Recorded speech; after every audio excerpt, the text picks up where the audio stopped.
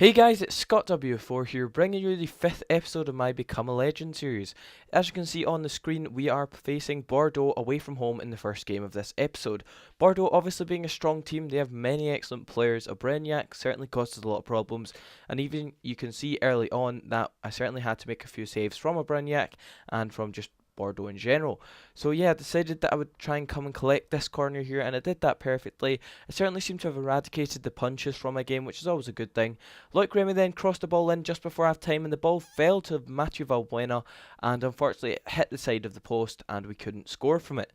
Most of the chances we seem to concede from are always from the wing play. I mean, I don't know what it is, our fullbacks mustn't be that great, because we always seem to concede goals that start from the wing, and as you can see, that's evident in this game too, as Johan Gouffran gets the ball crossed in straight to his head. The cross was under no pressure, and he was under no pressure as well, as he just nodded the ball into the top right hand corner of the goal. So that was a 1-0 defeat in the first game of this episode. Pretty disappointing. I'd played pretty disappointed myself too, despite having not a lot to do.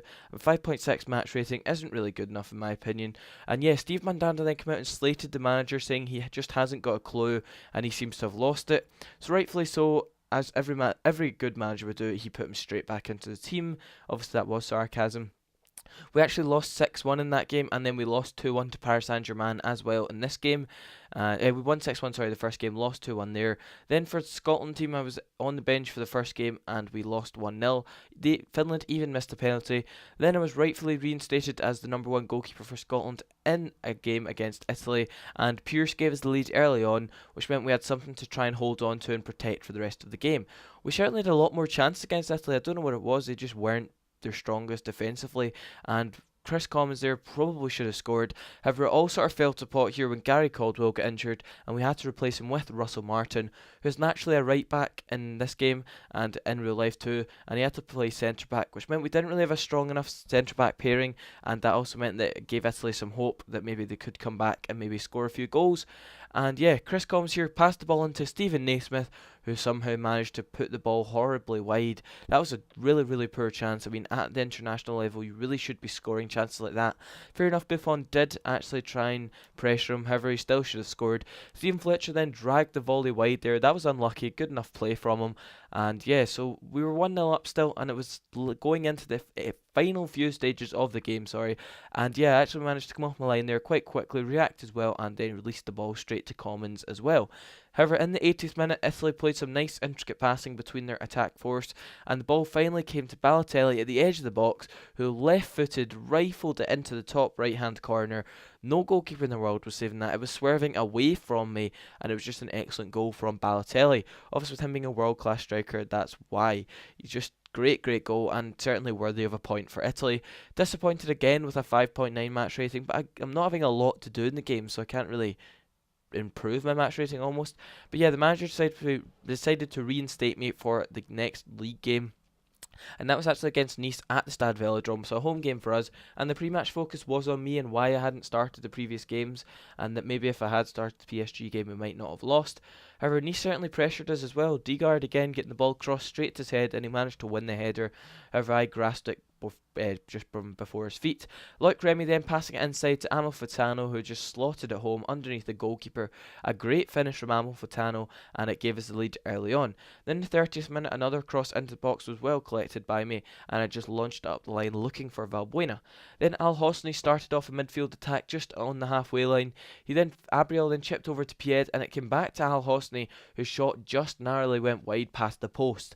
Probably should have at least tested me there. It was definitely a disappointing effort from him, and he'll be disappointed with himself. So yeah, then again, more attacks from down the line led to some indecision between me and Spaldi, the centre back. Fortunately, it didn't cost a goal, but yeah, again, more indecision from me as the ball was crossed into the box. I decided to try and, I don't know, punch it away or collect it or something, and it went straight over my head. Then some poor play from Nice's defence led to the ball falling straight to Amalfitano, and it just narrowly went past the post. 57th minute now, Pied crossed the ball, however I grasped it perfectly.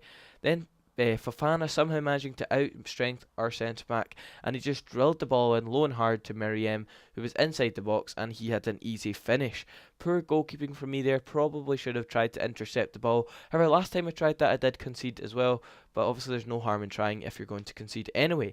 So that was definitely poor goalkeeping, and it pushed my rating right down, as I was previously on a 7 or 8. but that put me down to like a 5. So then Loic Remy there had a chance to win the game for us, but his poor lack of composure and his lack of technique there meant that the shot went well wide. If only we had a bit more composure there, we might have secured us a victory. But yeah, I got a 6.2 match rating then. The manager told me I was looking tired in training, and I was dropped for the Champions League game versus Porto, which we lost 4-0, which is always good for me when Steve Mandanda is conceding a lot of goals. Then we faced Tuazeme, in the league, and this was an awful game for Marseille.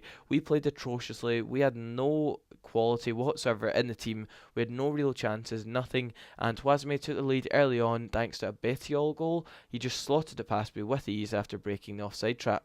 And Kulu's defending there highlights what we were having to defend like. It was all last ditch and very unorganised, and in truth, Tuazeme could have scored a lot more goals if they'd been more clinical.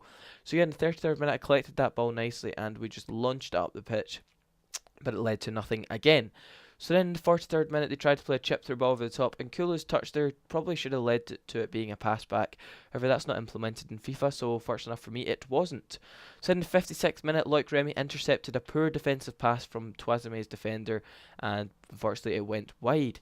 So it was still 1-0, and then in the 66th minute, Nive with some nice passing. Ayew couldn't clear the ball and it ended up coming to Bettiol again, 1-on-1, however made a nice save to prevent him from making it 2-0.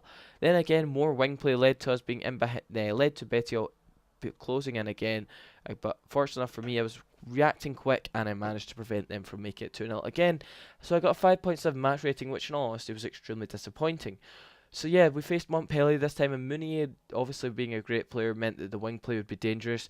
And Meunier found Badimo and Sami, who then found Sahi. Sahi then found Herrera, who then just played a through ball to Tinhan, who managed to score with a easy shot. I don't know how I conceded that one. It was right beside me. I really should have saved it.